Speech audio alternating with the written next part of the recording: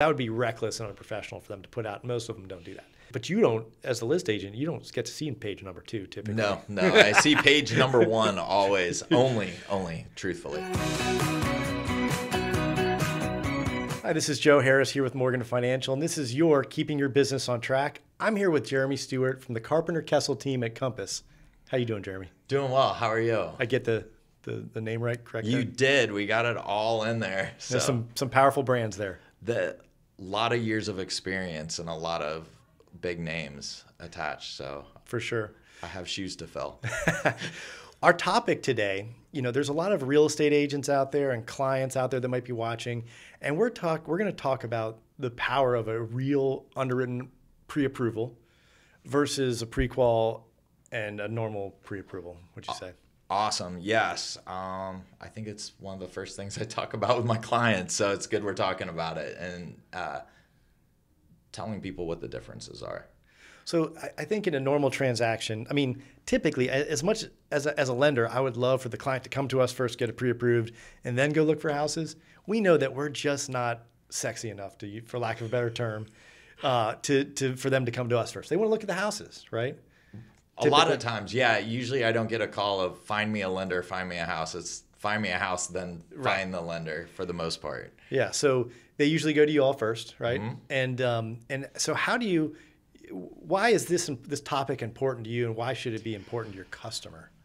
I think in the last few years, what I've seen, if we're looking through like the listings on MLS before we even show houses, it says all offers must be submitted with a pre-qualification or pre-approval. Right.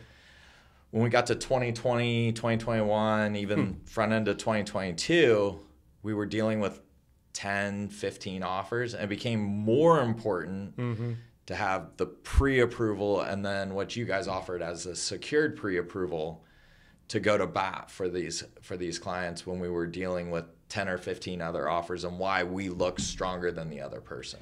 So, obviously this market's different than 2020 and 2021, like you said, beginning of 22, where 10 to 15 offers. They might have 3 offers that are exactly the same, and then they had to make the decision. What role did that lender, who the client was using, play in that decision? More than I would like to admit. Well, we don't want to perjure ourselves. But it's something I always looked at. Was it somebody I knew locally, had done business with, that always got the transactions done? We're reviewing those buyers' credit beforehand, really putting them through the paces before we got to that point.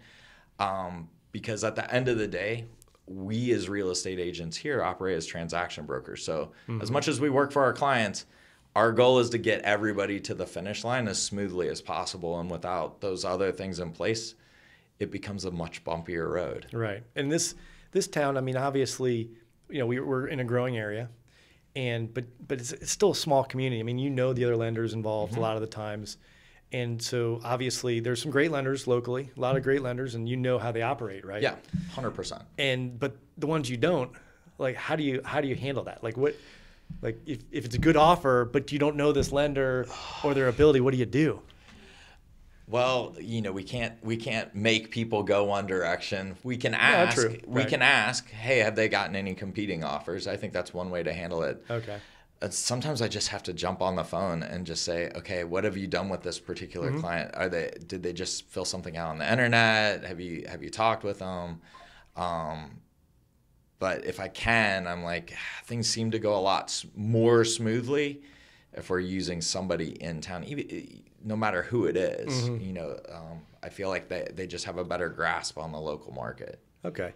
Yeah, I tell agents, look, you can reach out to the loan officer on that side and ask them, have you pulled credit? Have you collected documentation? And have you run it through an AUS? They can answer those questions, And if they can answer those questions or won't, that's not a good sign. Yeah, I found that out the hard way a couple of times at the beginning of my career, but I bounced back and I've adapted and learned. Can you share those stories at all, or any of them you want to know? None I'm gonna share. Okay. But we live and learn. Yeah, we live and learn. I've learned to call. If I don't know the person directly, I call and go, all right.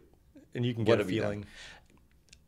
They're pretty open and honest. I think everybody's been put through it at this point. Just like agents have been put through multiple offers, lenders are used to getting those calls. Right. And if they're not and they don't want to, then you kind of have your answer. I think a good loan officer will preempt that and call the list agent ahead of time, time permitting, and if they knew about the offer being made and that letter wasn't written in advance. Yeah. But okay, so let's go to that letter. So I'll give you my short definitions, and you can help me out here. But pre-qualification, that's literally just a discussion between a loan officer and a borrower, right? It might not even be a discussion. It might be the borrower filled something out online. Yeah. And there's no documentation, right? There might not even be credit pulled. So in my book, as a real estate agent, in my book, that's not even valid. But as an agent, how do you handle it? Like, you see pre-qual, what do you do? Like, do you accept the offer and then say what do you do? Like, well, if it's a pre-qual, I don't like it as much. And I explain what that difference is to the seller. And I also tell if it's a buyer that's gotten a pre-qual as opposed to something else, I'll explain what the differences are. But we have to make loan application within 5 days. Correct. So we really stick those clients to it to make sure we have an application and get on the horn with them, with that lender, to go, all right, how are we looking at the end of that 5 days? Now you've applied and you kind of know, like, are we going to see anything? Well, no, the lenders that are writing pre-qual letters, I mean, after 5 days, there are probably not a lot they've done. I mean, they might have collected docs, but depending on their process, they typically people don't. We underwrite in the beginning, but they don't underwrite till the end. So you can make application and not know if you have an issue or not, right? Right. Well, they'll at least have pulled credit by then. Hopefully, gosh. I've had good luck so far. Okay, good. Knock on wood. I mean, fortunately, it's worked out. Locally, I'm sure that's not a problem. Locally is never a problem. I mean, those are we have some good lenders locally. Yeah. I mean, you guys obviously are my gold standard lender when I see it. I mean, truth be told, like, I've beaten out cash offers with you guys. Well, good. So good that's a weird dynamic when we see that. Well, it goes back to this next piece. There's pre-approvals, which, like, that's the pre-approval it's supposed to be not only a conversation but documents. Mm-hmm. I will be honest. I've seen pre-approvals that the second page, it was from a bank. I'm not going to name names. The first page says you're pre-approved for this financing. The second page is we need to see all this stuff.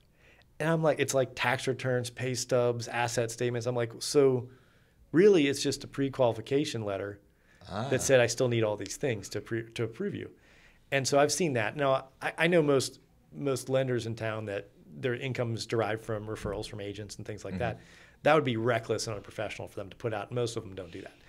But some of the big banks, they call the 1-800 number and they get that. And then, but you don't, as a list agent, you don't get to see page number 2 typically. No. I see page number 1 always, only, truthfully. Yeah. And then, so this goes back to the pre-approval letters that are being written. Typically, they're written by loan officers. Now, it's one thing if you know the loan officer, and like I said, there's good loan officers locally, been doing this professionally for a bit of time. But you get a pre-approval letter from Bank XYZ in I'll pick on Missouri, right? Yeah. Okay. Is that where are you? Indiana. Okay. I like a state over. So all right. I was close. I knew you were from there. But Indiana, anywhere not here. It could be Tampa for it doesn't really matter where they are. Right. But the we're seeing this pre-approvals come over, and it's done by a loan officer. Not underwritten, never been in front of an underwriter. Some docs might have been collected, but they're going to send it out. So I guess it's tough when you, as a real estate agent, when you get these pre-approval letters. How do you view a pre-approval letter? Like, same process or same process? I got to get on the phone. Get on the phone. Same pre-qual, pre-approval. If I don't know the lender personally, even if I do know the lender personally, then I'm really calling because it's a super comfortable conversation. Right. Like, you've talked. I know you probably talked to them. And they're probably happy for you to call them. They are. Then they could kind of like sell their case, right? Always. I mean, it seems like that's what we all do. Sell our case in some form or fashion. But yeah, they'll give me a little more insight into. all right, I've already done X, Y, Z with this person. This is where Right. we're at in the process. This is what I'm waiting on. And they'll be honest. Sometimes they're like, hey, I've got these things, but I really need like these other 3 things. And as soon as I have them, I'll update you. And yeah, they're not giving you, 100% money back guarantee if this is going to close on time. And as Right. promised. No. They'll tell me, like 80% or 90% or, hey, if these things come back the way the first documents are looking, we're Right. good to go. And so this is kind of when a couple of years back, we're looking at this process because let's say a loan officer, you review all the documents, right? So you have to be an expert in underwriting, right? You have to be an expert in sales to get the deal to begin with, right? Right.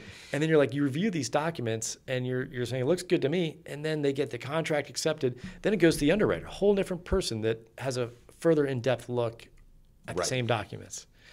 And I was like, this is ridiculous. Why would it go to the underwriter second, right? Yeah, it doesn't make good sense. So we flipped it and just said, look, let's let the underwriter do the pre-approval.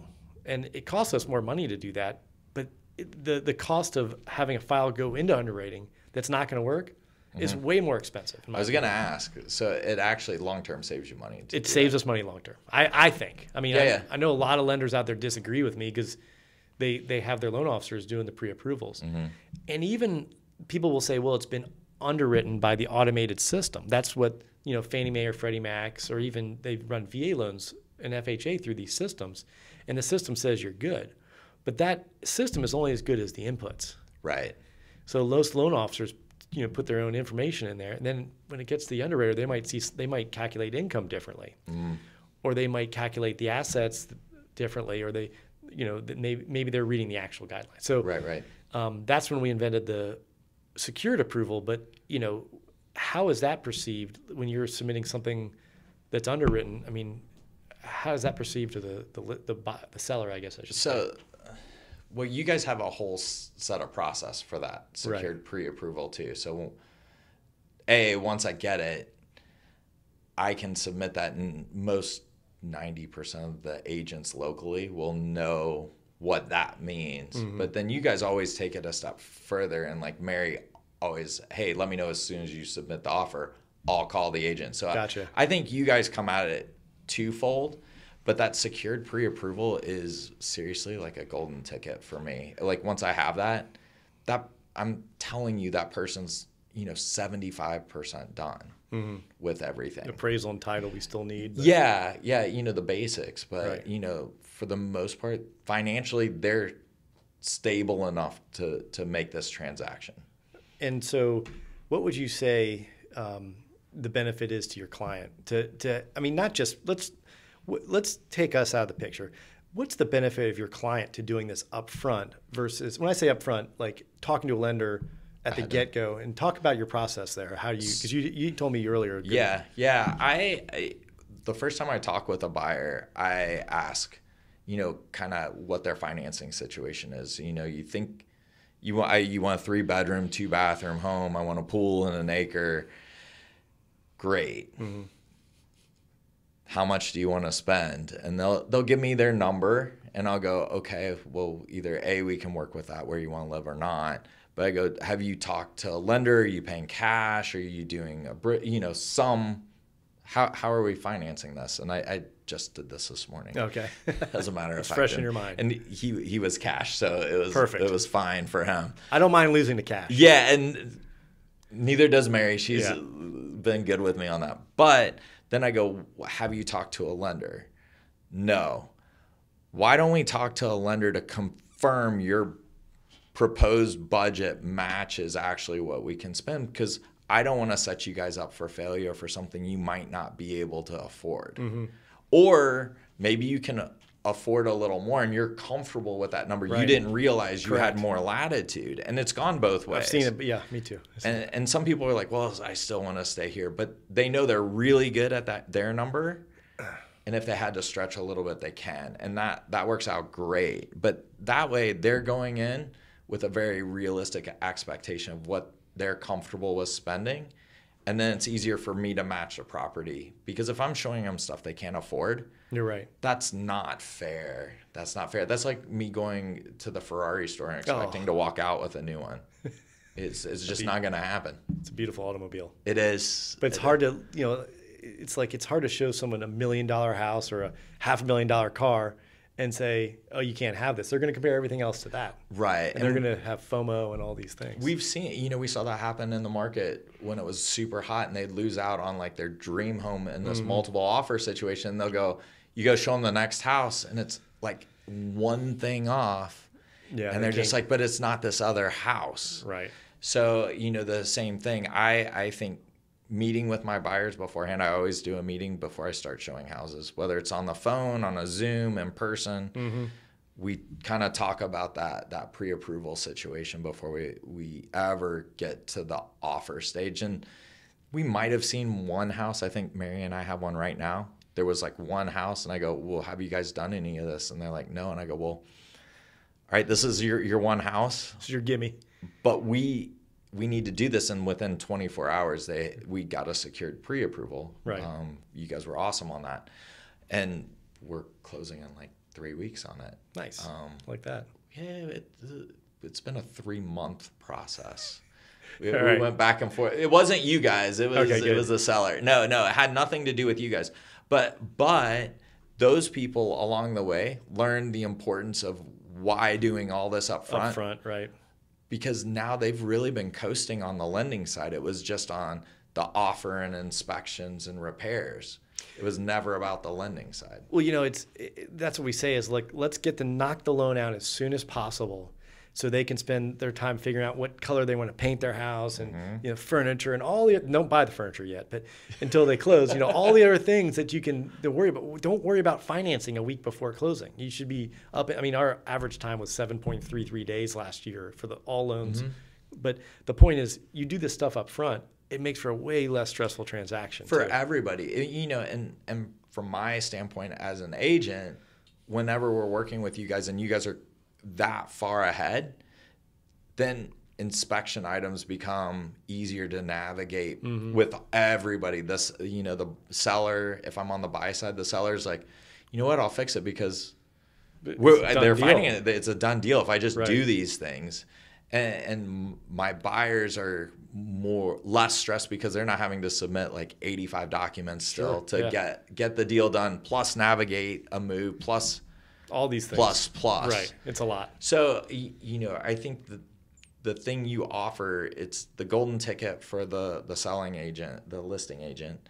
But it's also the golden ticket for the buyer because it just removes so much doubt from how many times have we heard at the 11th hour not getting a clear to close. Right. And we're usually just like coasting a timeline with you guys.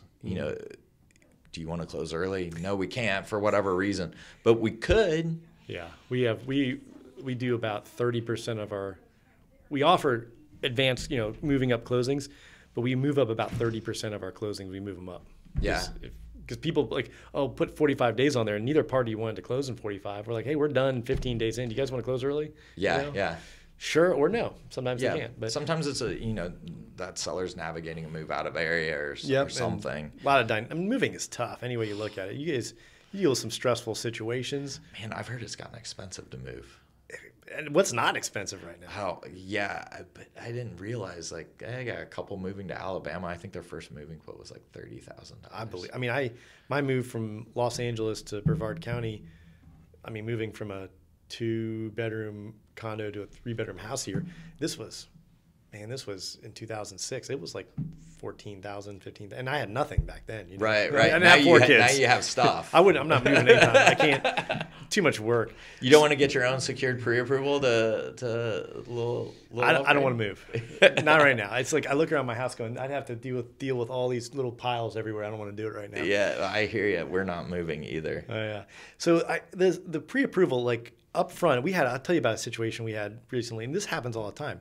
Two a husband and wife, both professionals working at the high end government contractors, not to name names, but both of them worked at one of the big ones in town. Engineer types, right? So the agent thought, hey, these people are good to go. They wrote an offer over the weekend and talked to the different loan officer and said, hey, I got these people for you. These are great people. They work at X and Y. Yeah.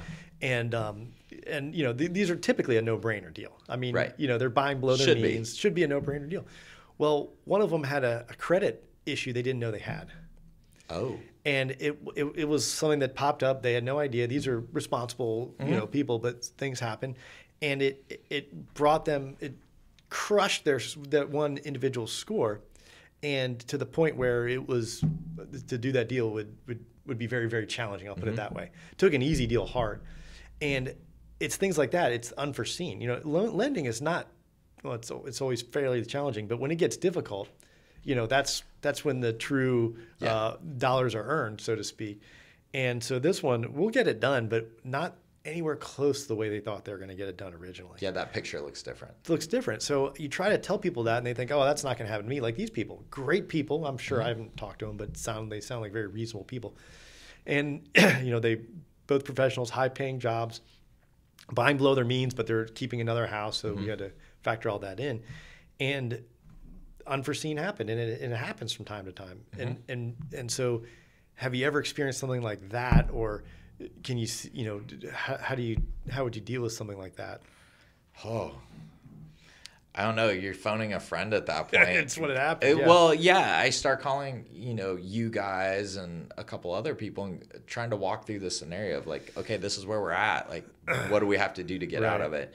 And I think that's where I've seen you guys do a really nice job of talking that person through, okay, this is step 1 to fix this, step 2, step 3, and getting them through it. And I think other people go, you know what, that's going to be too much work. Yeah. Like I don't want to touch it because it's not the you know, everybody looks difficult. for low hanging fruit. Sure. We all do. We all just want to pick it off the tree and eat it. Sure. I get it. I mean, with sales in general, I mean, your time is important, right? So you're going to do the least amount of work for the most amount of money. That's ideal, optimizing. It never works out that way. It never has. We know, I mean, that's ideal. It's like, oh, this person just walked up and they want to buy $1 million house and they want to write the contract now and close tomorrow. It's not that easy. It's never happened. Not once, but I would like it to. But we try, you know. But so on the pre-approval piece, what's advice you'd give to other agents out there? Do a buyer consultation out of the gate. Okay, good advice. Before even if they want to set up particular houses, try to push them out 2 or 3 days if you can, because that's all it would take to get the pre-approval. Even a secured pre-approval from you guys won't take that long, and really get them in front of a lender that will do something like that. And I think, you know, really as agents, for us to protect our buyers, it would be to have them go that extra step and say, hey, it's worth it to give them more documents, feed them all of this stuff up front, because it's going to make your buying process so much easier. I agree, yeah. Now, as far as knowing their payment, their payments, their closing costs, the process, what to expect, all these things, you know, when they do that up front, if they're working with a professional lender, not an order taker that says, okay, you know, what do you make? And then, okay. But you work with a professional, and they exist everywhere. You work with one of these professionals, and they'll let you know what your payment's going to be. Right. They'll let you know what your closing costs are going to look like within a range, obviously. You know, they'll even give you insight on, you know, hey, let's, instead of putting this much down, let's put this much down and pay this off, you know. And so there's a lot of positives that come out of that.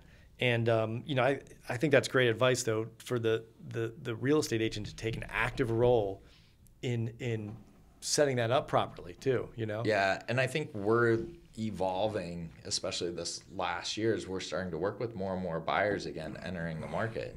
How do we differentiate ourselves, you know, from everybody else? I think it's easy to be an order taker on our side too and go, oh, you want to see these 5 addresses you pulled up on Zillow? Great. Let's go.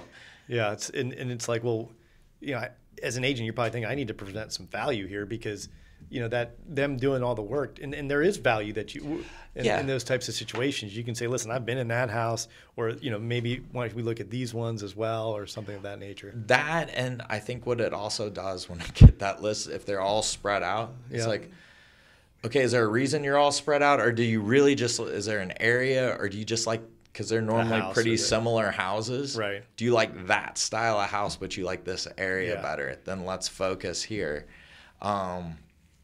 But I really do try to push them out and say, hey, can we maybe get you talking to the lender first. I guess you don't really have anything to lose at that point because No. you don't even know if you have anything at that point. No, we're all kind of working for a potential situation, and I think that's maybe the value add on the front side from me. Especially if they've given me 5 or 6 houses, how am I adding value other than opening a door for them? Researching the property would be one, knowing what the comps look like to know how they're valued.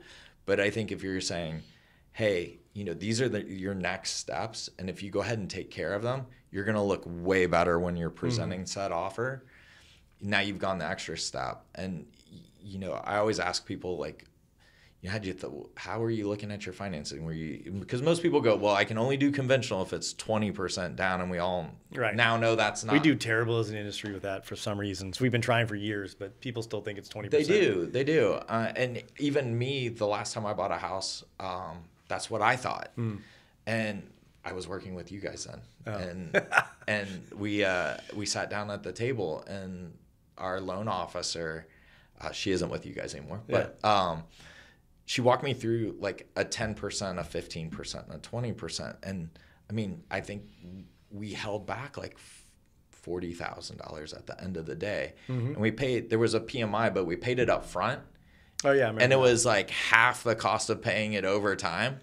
And I still walked away with like, okay, so a net of like $35,000 that I could furnish my house with and pay off a car and put my daughter's college fund, like stuff that I wouldn't have known had someone not walked me through that process. Yeah, I mean, kind of a different topic, but that is part of the pre-approval process. It's like, let's show your options. Everyone, because we have people coming to us all the time. Hey, this is how much money I make. This is how much I have in the bank. This is what I want to put down. And sometimes they're dead on, and this is it. This is what it is. But sometimes you show them a different option. They're like, wow, I didn't realize I could keep 40 grand in the bank because I want to buy, I want to buy a boat or whatever it is. College, more appropriate expense. I have to save for college. I was wondering how I was going to do that. Well, here's how you do it. It's only going to cost you $200 or whatever, versus, whatever you'd have to save for. It takes a long time to save 40 grand for most people. Everybody. I mean, that's not an insignificant amount of money. And they've saved a long time to feel like they were in a position to buy a house. Yep. So, that's the other thing I kind of talk about with the lending process. They're going to walk you through all of your options to give you the best thing for you. You still may decide 20% is the way to go. That's what I want to do, right. That's fine, but you're going to see all these different scenarios where the one we're working on right now, I think they went from 20 to 15. Okay, because after they talked to them, that 5% held back made a big difference for them, and it changed very little. Almost nothing. Yeah. I mean, it's like a dinner out. Yeah. Well, these days that could be very expensive. Yeah. Oh man, I think my last Jersey Mike's was like $27 or something, which is insane. I know. You get a large. I mean, not Jersey Mike's is great, but you get a large giant sub there is like $17. I'm like, gosh. Yeah, it's crazy out there. There's no $5 lunches anymore. No, the $5 footlongs are gone. No. I thought about that the other night when I was driving home. I was like, where'd those days go? Yeah, don't. If I'm wrong, correct me down below. I'd love to know. Put in an address and a coupon code as well. Kidding. All right, good conversation. So here's what I got out of this is that, look, agents these days, I mean, forever have had that struggle of that balance of getting someone approved, up front. That way they can present the offer because that's really, you're just looking to be able to present that offer. Right. But you take it, you said something that you took it a step further. It's like, not only is that a tool for me to present that offer, but it's also a tool for the client to understand like what they're getting into, like the costs associated, the payment they're going to have. Is that payment, are they comfortable with that payment? Because that's one thing I always said is like, hey, let's take a look at the payment in a perfect world. How much house are you buying? I'd go through the thing with them. Yeah. And I'd show them like, this is what you're paying. Is that something you're comfortable with? And I'd shut up after I asked that question. Is that something you're comfortable with? And they say, yeah, that's close to my rent now. Or they'd say, wow, that's way more than I thought it was going to be. Let's see what we can do to adjust that to get to where you want to be. Right. And sometimes it's lowering the price point. Sometimes or putting more down. Or putting more down. But I think, I entered my career at a really interesting time.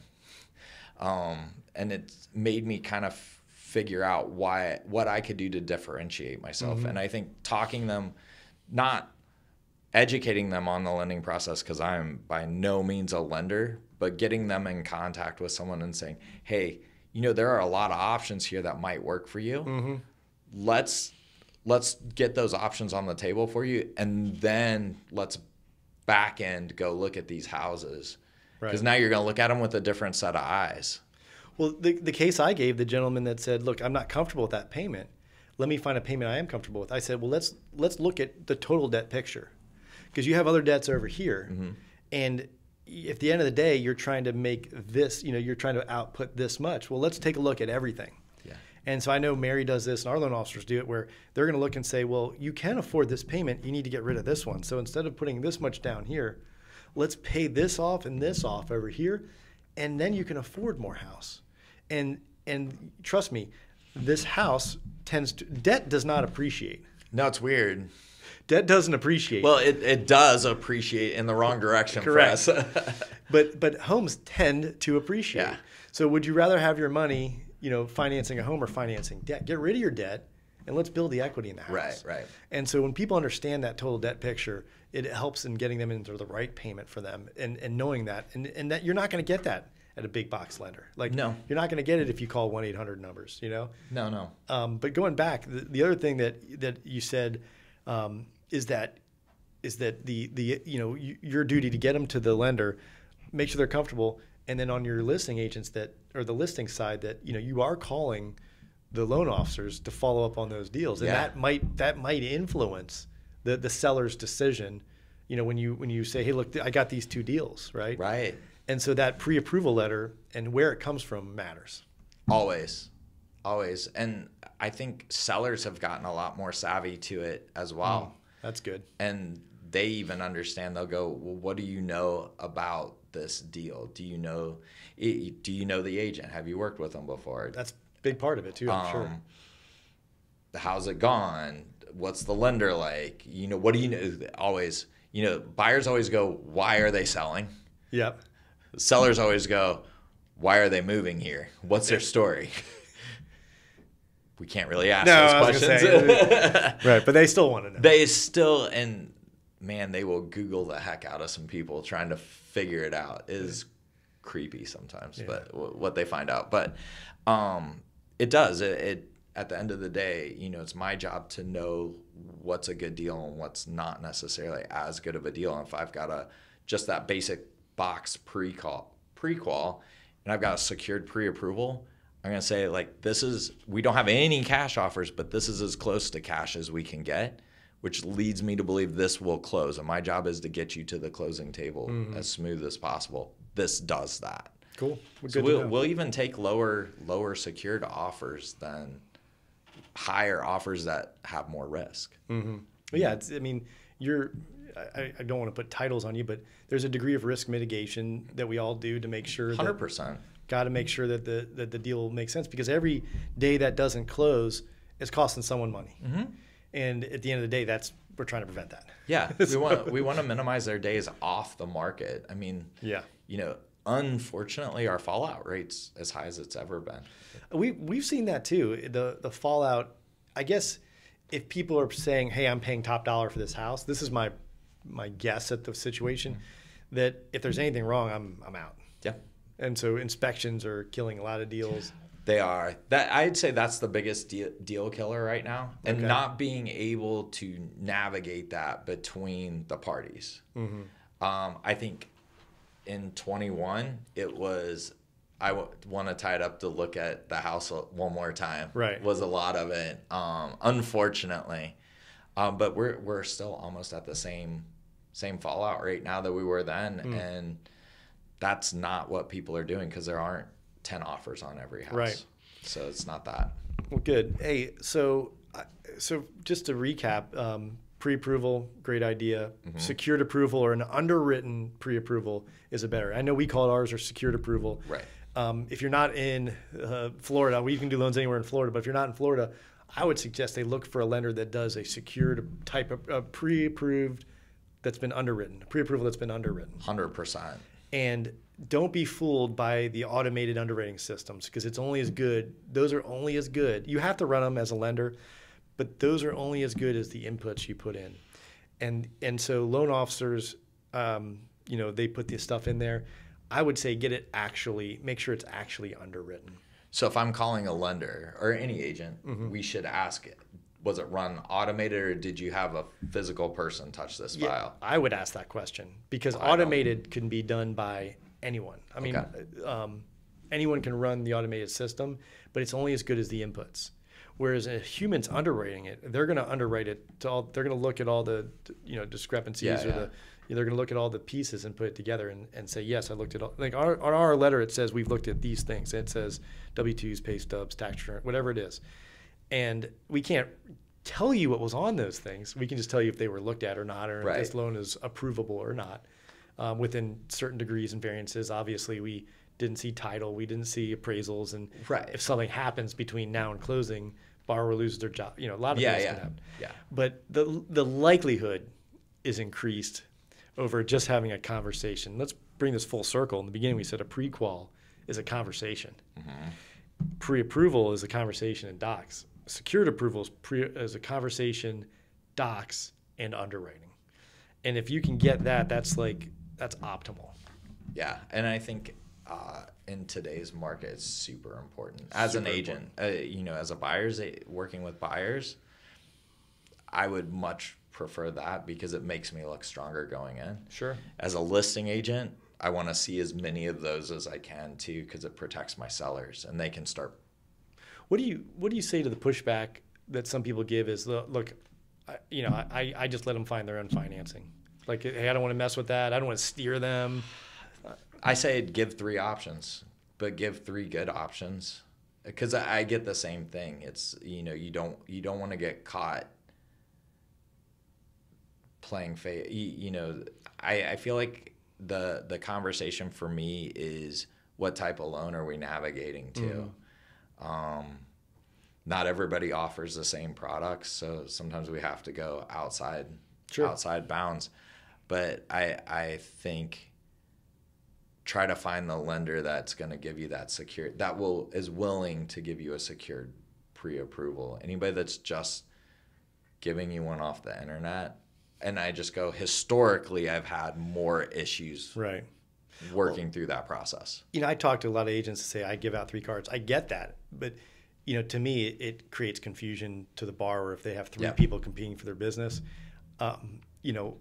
Just my thought is, you tell the client, look, you can go wherever you want for a loan. Just, I'd like you to talk to this person, whoever that may be. If it's obviously with us, someone else, talk to this person. If they say you're good, you're good. I mean, you can chop them, you can do whatever you want.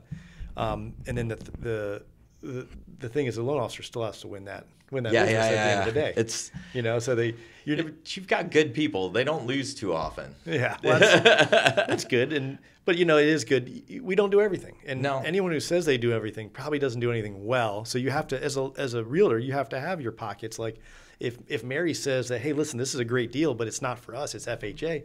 Well, then you have an FHA lender, right?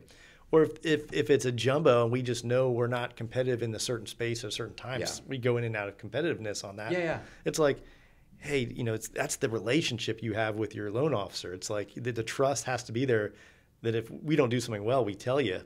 And then so that hey, you need to. Well, and then I think that leads back to being able to have an open and honest conversation with that loan officer. Right. So I can always call Mary and say, hey, what do you think? Sure. And I get a truthful answer. Yeah. So I know what I'm dealing with. So I like to throw as much as I can that way, because I think you're right. I might know half a dozen people. Sure. Probably more. But these days I seem to know a lot more than I did 2 years ago. Yeah. But there are people I trust and value their opinion, and that's a much narrower band of people. Right. So if I call and say, hey, what do you think? This is, I want to know that. And that goes back to look, I don't make money by telling you no, but I'm telling you this isn't for me. That's the trust. Because if they say, oh yeah, that might be a prickly, it's the customer who loses. And that's what we all want to avoid. Well, I think Mary and I talk about this all the time. I want my clients to come to me for all things real estate. Like, what do you think of the market? What do you think about buying right now? What do you think about selling right now? And Mary said the same thing. I always want them to call me and say, what are the rates doing right now? Is it a good time to think about buying or refinancing or anything? Yes. Always, right? Yeah. Probably not refinancing. That goes against what I just said. But yeah. No, I'm kidding. But I think what we want to be known for is like the go-to resource in our community. You guys do a great job of that. I hope I'm doing a great job of it, but that's always the goal, is to have this relationship where, someone will go, hey, who do you pass off to? Well, I pass off to this person. They're going to give you the real, you might not like what you hear. Yeah. You might like what you nicely. Yeah, I go, I won't ever know like what your credit score is. Right. Or anything. Like, they're not going to share any information with it. They're going to just tell me where we can be. But know, if they tell you this, it's as good as gold. And that's the important thing, because like I told you in my previous career, maybe I wasn't always the best person for someone, but they respected me for getting them to the right person. Right. And people always respect you when you do that. Yeah, doing the right thing time and time again, it always pays off. Always. It always pays off one way or another. Either it's your conscience or your wallet. Well, I do like to sleep at night, so that's important. I live by the Publix principle, or I also call it the Long Doggers principle, where I'm going to see you at Long Doggers or Publix, and I don't want to have to hide from you. No. Towns, it's just too small. It is. I was driving a potential doctor around on Friday, and I go, look, buckle up, because he's coming from Boston. Oh, okay. Area. I go, you're going to run to every patient you have in Publix. So just be prepared. Go to Winn-Dixie, you won't see anyone. Was that? I'm sorry, I don't condone or. No. Go ahead and cut that piece out. You're going to have to edit that one. Edit that one. That's in the blooper reel for just beep. Yeah, beep. Well, cool. This has been fun, Jeremy. So I will say, look, final parting words. Yeah. If you're looking to buy a house, you need to get with a lender that's going to give you a secured pre-approval. In this county, I think Morgan Financial personally falls right in line with cash offers. Good. So you'd have a tough time losing by at least talking to them. And that's the worst thing that happens, is that you talk to them and find out it's not where you want to be ideally. But I think they're going to give you the most honest opinion. But getting that secured underwritten pre-approval is the most important thing you can do before you start looking at houses. Well, I love the plug there, and I will pay you afterwards. I'm kidding. I don't pay real estate agents anything. But no, I appreciate that. But the pre-approval piece is key. Like getting an underwritten pre-approval. 100%. We love it to be with us. But ask, that's one, if I was shopping lenders, I'd say, listen, when you pre-approve me, are you going to, I know this is tough because everyone thinks they're perfect. Right. But you want to make sure all I's have been dotted and all T's been crossed ahead of time, so there's no last minute issues of even if it's an explanation you have to do. Yeah. I just think it removes 90% of your variables when you're going to buy a house, which is already a very stressful process. Very stressful. So why not just remove that one piece by having that taken care of on the front end? Makes sense. And to agents, quick piece of advice for agents that might say, well, I'm going to wait a couple days or weeks or whatever until I make an offer. Gosh, I think as an agent, one of the biggest things we can do right now is talk to our buyers before we show a lot of houses and really have that conversation of how important it is to have that letter in hand. So when we're ready to make an offer, we don't have to wait another period of time, because that another period of time could be just enough time to lose that house for that buyer. Right. And then potentially lose that buyer because we didn't give them the best advice we could. Yeah. Great words. Really appreciate you coming on today. Yeah. Jeremy. Thanks for having me. Thank you all for watching. Don't forget to like, subscribe, share, do all the things the kids tell us to do. Yeah. And we'll see you next time. Thanks for joining us. Thanks.